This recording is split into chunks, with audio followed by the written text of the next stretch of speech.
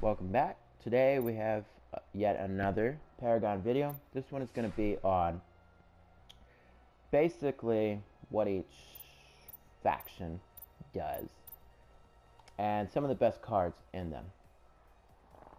And we're going to start from top to bottom. Order. Order is more of a utility affinity. It's got things like armor shredding, adding mana and heal, and adding shields, things like that, making you immune. It doesn't have a ton of damage. It does have some defense in there. It's going to be more for your tanks, your Muriels, your Steels, your Greystones, your tanks.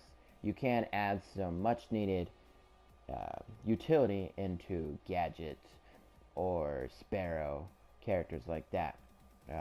For instance, you can add in offensive maneuvers, which gives you really good physical and energy armor against basic attacks, while giving yourself crit chance if you're, say, a Sparrow.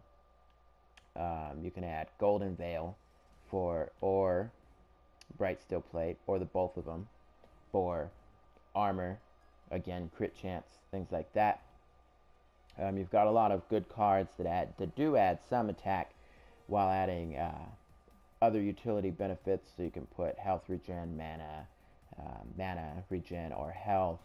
You can put crit chance and mana regen, things like that. You do have a little bit of life steal in there in the Sword of the Altar. The Empyrean Mask is a good one that they've recently added. It was the first epic rare to be added, and basically you cycle between either physical damage and energy damage, physical armor and energy armor, or mana regen. So if you're trying to get out of a sticky situation, you'll pop that over to the armor. If you're trying to kill somebody a little faster, that damage. And it doesn't matter who you put it on, because it's going to give you both simultaneously, so it'll always work. And then if you need that mana regen, it's there as well. It can't be upgraded. It's an active consumable, is what they've got it marked as. Some of the better ones, and actually one of the best ones, is the Satori Cloak for your tanks. It, on hit with a basic attack, passively shreds enemy physical armor and energy armor equal to 50% of your current physical and energy armor. So if you've got 50 physical and energy armor, it's going to shred 25 of each. 25 is going to shred, 12.5, which I think they round up to 13. I believe they round up. And it's just a good way to stack on that extra damage if you're a tank. Couple that with Stone of the Salvation, which you can activate to give yourself that bump in physical damage, or Jewel of the Apostle to give yourself that energy damage bump for 6 seconds. It's only 35% of your armor, but it's worth it. And cooldown reduction comes, and lifesteal comes with that. Energy armor comes with that. Gives you that sustain in battle. You can stay there, use your abilities faster, whatnot. Radiant Mantle and its counterpart in growth deal damage every second based on your level plus 15. So if you're maxed out, you're going to be dealing 30 damage per second in an aura around you if you use Radiant Mantle. Now, since Order is utility, they've got it as health and mana. In growth, it's defense and health regen. But a really good card as well for your Order characters. Pack on that extra damage. It doesn't matter if you're a physical attack character, it's still going to deal it as energy damage no matter what. It's a passive aura. You don't even need to do anything. You can clear minion waves faster if, say, you're Greystone or you're a Steel who puts that on. Boom. Lastly is Everglass and Tempest Pearl. Everglass, for 6 seconds on hit with ability, you're going to gain movement speed. So say you're a Muriel, you drop that shield bubble, you run through the shield bubble, somebody else runs through the shield bubble too, you've popped that, and they get hit by it, you're going to speed up. It's going to stack on top of your speed buffs from anything else. So say your speed buff from your little shield ball that you throw that out in front of you, throw the shield behind you, boom, speed, speed, speed. That does come with cooldown reduction. This one, a little bit better. It comes with energy damage and energy armor. They did nerf it, so you only get that speed buff and not as much. 80 less, but you get that for 3 seconds, and all of your allies actually get it too. So if you need to speed somebody out of a sticky situation as well. I want to say that Narbash's order, yes. So if you need that extra speed, he can't really use that one, but he can use that one. Gives him that cooldown reduction as well that he might need. That one comes with energy damage and energy armor, perfect to couple with the Satori cloak and the Stone of Salvation. You can put on more energy damage, more energy armor to go with those. I'm sorry, not the Stone of Salvation, but the Jewel of the Apostle. Be shredding armor, packing on armor, speeding up. You know, really good stuff. A lot of utility there. Intellect has a lot of utility as well. A lot of shields come with it, but their main focus is mana, packing on the mana and everything that they put on. So be it their consumables, which give you mana at cooldown reduction, to just straight mana and fully upgraded bonuses, mana regen, things like the crystal conduit that give you mana and energy pin, straight just mana regen. You actually get a fully upgraded bonus of energy damage, so you're getting that extra damage, but you can't upgrade it with energy damage. Two really good cards are Quantum Casing and Aetherweave Mesh. They're 4-cost cards that give you energy armor and physical armor and cooldown reduction. Fully upgraded bonus of cooldown reduction. So if you need to pack on some extra armor on, say, your Gideon build, and then, you know, you can upgrade it with the cooldown reduction, or even not, because you're going to get, you know, over 15 cooldown reduction just from fully upgrading those. Really, really good 4-point cards that you can turn into,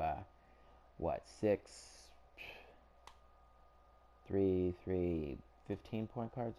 No, 12-point cards. You can turn them into 12-point cards. Easy. And really good boost. One of the better cards is Hydroverser. And I think all intellect builds need to have Hydroverser. It turns your 7% of your current mana into energy damage. So not all intellects, but most of them. Basically all the ones that are mages. That deal the energy damage to your Gideons, your Fays, your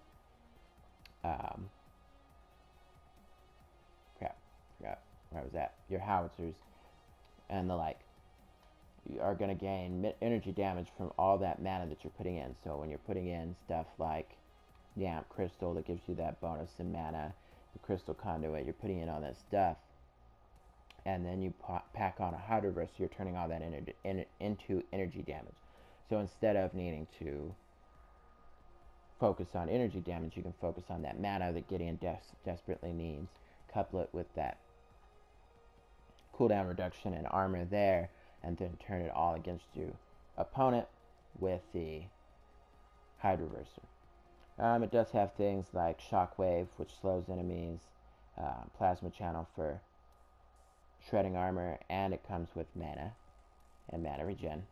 Again, more mana there for a speed boost, active. Bubble Tap and Barrier of Will, another couple good armors. Those ones actually give you shields on top of the armor that you can activate, and do come with mana there and lifesteal there. This one consumes 100 mana to give you a shield for 75% of your current mana. So you're turning all that mana that you've gotten into shields and damage. Makes you a monster. It's one of the better affinities in my opinion. And this one actually, when you fully upgrade it, and you can just put 1/1/1 on the mana or even on the physical armor, and give yourself and your allies extra armor. Any allies that are in the area. It does have Rally the Troops, probably its only speed of attack boost, because you're not going to really be worrying about your basic attack. Basically, your auto attack it's going to be turned into a more useful auto attack with Hydroverser, but you're still going to be relying on that cooldown reduction to be turning yourself into more of a burst caster, trying to use your stuff as fast as you can. Your meteors if you're Gideon, your big missiles if you're Howitzer, etc. And this does come with cooldown reduction as well. Gives you that attack speed, and you can activate it to grant your allies attack speed. Now it does come with some higher cost cards for all this stuff, but you're going to be starting it off with things like the Etherweave Mesh and the Quantum Casing, which is going to give you that armor and that cooldown reduction, survivability there. Plus, you're going to couple it with whatever your other order, your other affinity is, be it order, corruption, whatever, to get that added survivability. Corruption is all the dirty-handed, underhanded tricks. Corruption is things like stealing life, causing bleed, causing fire damage, poisoning, going into the shadow plane, things like that. You're really tricky, underhanded stuff. So, the objective of this affinity seems to be more around that. The only small cards under 3 are the keys. There's the Reaper's Key and the Executioner's Key. Really good keys for your Kalari, because they add physical damage, and this one adds energy damage, plus crit chance. No fully upgraded bonus on it, but for a Kalari, that is a really good card to start out with. Give yourself that physical damage and that crit chance, and then you can pack on Drink the Spirits, which is definitely one of the better cards in the corruption. And like I said, with those underhanded tricks, you're going to be turning all the deaths that happen around you, that you cause, into 5% more health back towards you. So on a minion kill, you're going to get 5% of that health, that minion's health, to you. So if you're Grux, you smash and grab and then do your double pain, like most Gruxes do. Clear a wave of minions, 5% of their health per minion is going to go back to you over 10 seconds. Now if you kill or assist in killing a player, that same thing is going to happen. It's going to be 5% of their health is going to go back to you. So if you rush over and you gank, say, Grimex, 5% of his health return to you. Helps you to sustain yourself in battle, much in the same way that Chimera likes to do, but just on a slower scale. Now it is going to give you the option to upgrade either health or mana, so if you're a Gideon and you're dropping meteors, you can upgrade that with mana. If you're a Grux, you can upgrade it with health, or a Kalari, etc. A lot of drain in this.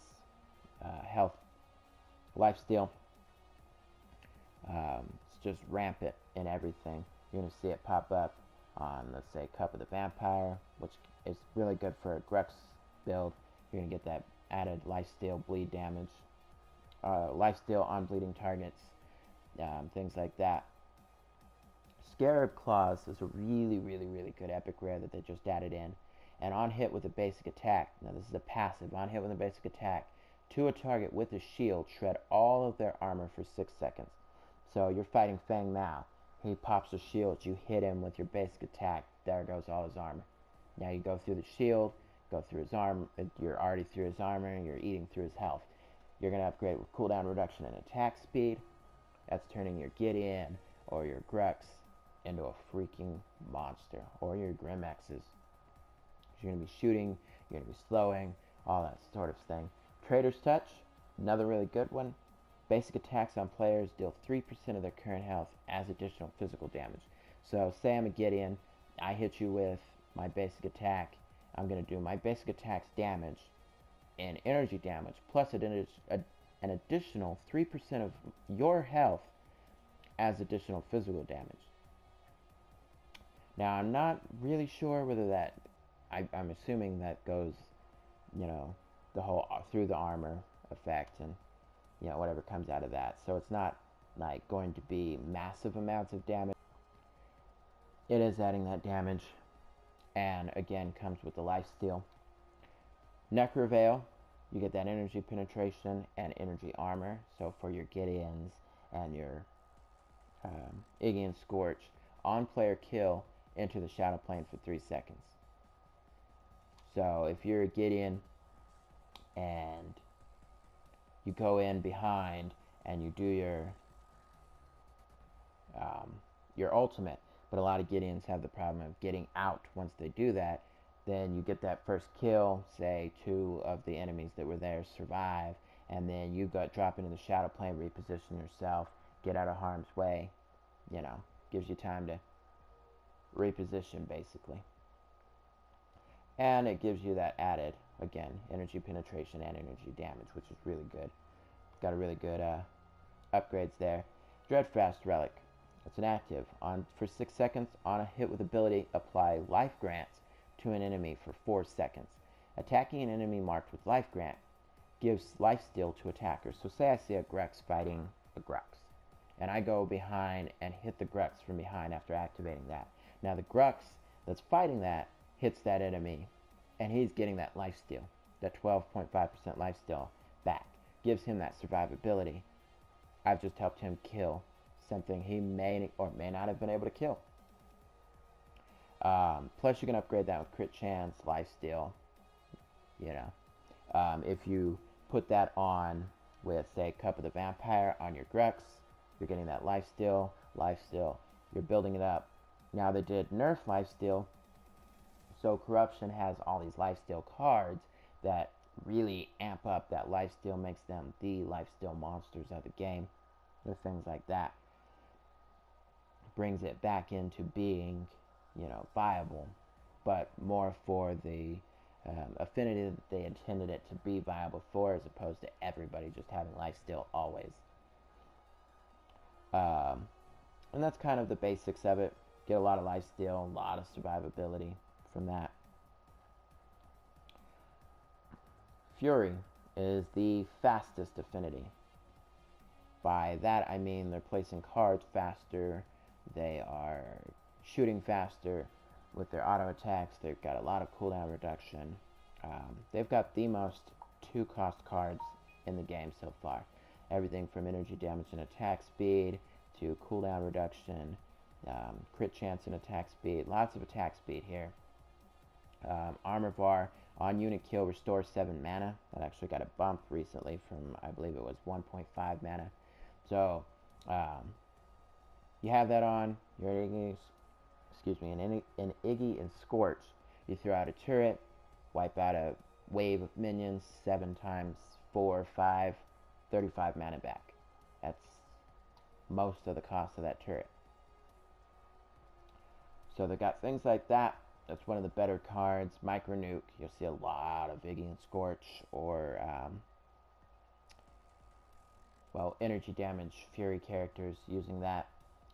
It has, so like Murdoch, that's the other one I was trying to think of. It's got a really good starting energy damage with crit chance. You can upgrade it with either, and then fully upgraded bonus of energy damage. You'll see a lot of 2 and 3 of those on builds, especially at the start. Merciless, another really good one for Grux, as he seems to be the only one to have bleed already in his kit. 9% crit chance against bleeding targets, and you upgrade it with crit chance and attack speed. A lot of attack speed in this. You've got Injured Rage. While critically wounded, gain 26 physical damage. So if you just need that bump, you don't know if you have a lot of survivability in that deck. You don't have the lifesteal, you don't have the health regen, but you've got a lot of attack. Put that in there, upgrade it with more attack, and then if you get into the red, boom, you're going to get more attack, hopefully be able to finish off whatever's trying to kill you before they kill you. While critically wounded, gain lifesteal.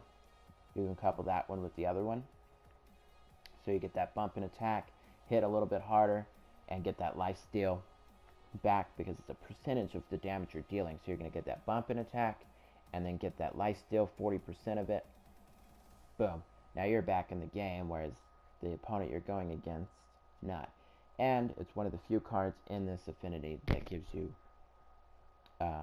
some sort of survivability with that health that you can pack on. It doesn't have a fully upgraded bonus, so you don't have to worry about that. You can put on just a 1 cost, or you can spend that point that you're missing from that even 3 somewhere else. Blood Right Brand is another one. While critically wounded on kill, heal for 40% of enemy's health over 10 seconds. So once you get that, if you're still in the red, once you get that kill, boom, now you've got 40% of their health coming back to you over 10 seconds. So nobody's going to be able to come up and gank you as fast. Fire Piercer and Rocket Spike both have on for 10 seconds. When you activate it, your next basic attack on enemy, hero will shred 45% of their physical or energy armor. Now this one is cooldown reduction, and this one is attack speed. I think they meant them to be the same thing, but they haven't really said so. But that does give you a way to shred armor. So if you're going up against a tank, you pop your Twin Blast. You go up against a Rampage, he's tanked up, you pop that active, and then boom, shred 45% of his armor. And then you're good to go. Eat right through it. If he does end up trying to out-tank your shots, you've still got the Blood Right Brand, the Pain Eater, the Injured Rage to keep you in the fight. Now, the thing with Fury's survivability is they're all about fast, rage. So that survivability is going to come down to the last second. So you have to be able to use your toolkits still effectively. That's why you're going to be shooting faster, using your abilities faster, so that you can, couple those last second cards with being able to dodge or being able to shoot faster, things like that. Now, growth is going to be your health regen and your defense. A lot of cards like Venom Shell that gives you defense and energy damage. The card I mentioned earlier was actually Mad Spore Stash. Let me see where that's at. Right there, physical armor and health regen, and then it's got that aura of the energy damage. One of the best cards in the game for growth is the Charging Brute. It gives you, if you're a Sparrow or you're a Chimera, it gives you that utility that you don't otherwise have to get in, get out. On unit kill, gain 20 max movement speed for 15 seconds. Now I have a video up on my page that you can see me actually popping my ultimate as Chimera is coming up behind me. I clear a wave of minions with my ultimate as Sparrow and then dash out before Chimera can get me. Now, it worked because Chimera was kind of low on mana and everything. He could have paused, jumped on me, but yeah, it does give you that speed boost to get out and not get ganked, especially if you're not using wards and stuff, or even if you use a ward but you may not have the time to get out because they're already in travel mode. If you're not in travel mode, well, now that even gives you that speed boost in travel mode. Things like Splinter Bark Vest and Scorpion Plate, which you activate those and you're going to actually shred armor. Now, shredding armor is different from penetrating armor. Penetrating armor is just you shoot through their armor yourself. When you shred armor, anybody who hits them with the same type of attack that you've just shredded armor of also gets that effect.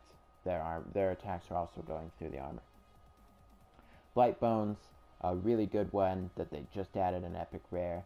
When hit by a critical strike, you're going to apply Blight to an attacker, and Blight reduces their healing. So if you're going up against say a Rampage or a Sevarog that hits you with Blight, or with a critical attack, you're going to apply Blight to them, and then now you've just reduced their healing. And I'm not sure they need to explain how long it's for, but by 75%. So Rampage comes, he hits you with that. While he's in ultimate, he hits you with a critical. You've just taken away 75% of his healing. Now you're able to kill him solo, as opposed to maybe needing assist before or having to retreat. Does have a lot of crit chance and a lot of health regen. Everywhere you see health regen, say here where you can add health and mana regen to your allies. Um, Gift of the Rains, more health regen, mana regen, fully upgraded bonus of health regen and crit, things like that. Health regen is just basically everywhere, or health. See Hunter's Guile, remove all debuffs from your hero. It's a good one if you get stunned by a rock, or you get stunned by anything. Slowed, say by Murdoch's Trap. Remove it and keep going, especially if you have on the Charging Brute and you've killed some things. This is a good one too. It adds health regen to allied minions. In the next update, since minion versus minions are going to be doing way less, that's going to be a big one for growth. You pop that on, you're laning, you're going to be able to keep your minions alive hell of a lot longer than the enemy is. Last up, we have Universal, and these are the ones that everybody can use. And Universal is, basically your all-arounders, so you're going to have good attack, good defense, good things like that. But they've started adding some really good ones like Ring of the Domina, which gives you health and mana and cleave damage to minions. So if you need to clear a minion wave faster, say your Grexes, your Kalaris, things like that, your Rampages, they need to clear those minion waves faster, or even put it on your Narbash, who, there you go, gonna strike at a wave of minions, have 10% more bonus damage. You can even couple that with Thundercleave, which gives you 20% more, and you're going to upgrade that with attack speed. When you fully upgrade that, you're going to be able to deal out your basic attack damage every 30 seconds in an AoE around you. Now, it's a pretty short radius, but, I mean, if somebody gets on you, say a Chimera or something, every 30 seconds you're popping that. You're just doing extra damage, not only to you, to minions, or not only to the allied heroes, but to minions as well. Probably the best card, in my opinion, though, in Universal, is Bounty Stalker. A Bounty Stalker it got a bump a few builds ago. I don't remember exactly. It's been a while now, but it used to be a 4-cost card that basically did the same thing, but in less quantity. Now it's a 6-point card, but it does a hell of a lot more. It gives you that physical damage and that health, and on basic attack, every hit on a basic attack on a player is going to grant a stack of 3% crit chance for 3 seconds. Up to 10 stacks give you that 30% crit chance, and you're going to be able to upgrade it with damage. You're not even going to have to worry about upgrading your crit chance at all, really, unless you want your crit chance higher. But 30 is a good amount. It starts at 0 after 3 seconds of not hitting anybody. And then it goes back down to 0, and you have to start that over again. But like all stacks, say Chimera's toolkit stacks, it's definitely worth it. Especially on 90% of melee builds. Even a Sparrow can benefit from it if she's really good with her accuracy. Again, another one with physical damage and health. This one's going to have upgraded bonus of physical damage. You're going to have a lot of your tokens here, which are going to be for your early game. If you need to get that extra bump, putting on cast or strike tokens, healed damage, or health regen, harvester keys if you don't want a big bulky harvester key to start out with, things like that. Even give yourself attack speed, armor, anything you can think of comes in a token form, along with your basic health potions and mana potions. And I didn't really talk about the health potions and the mana potions, or the consumables, if you will, in the other affinities, but they all have them. They're all there. In one way or another, they do different things. They do come in 1 cost and higher,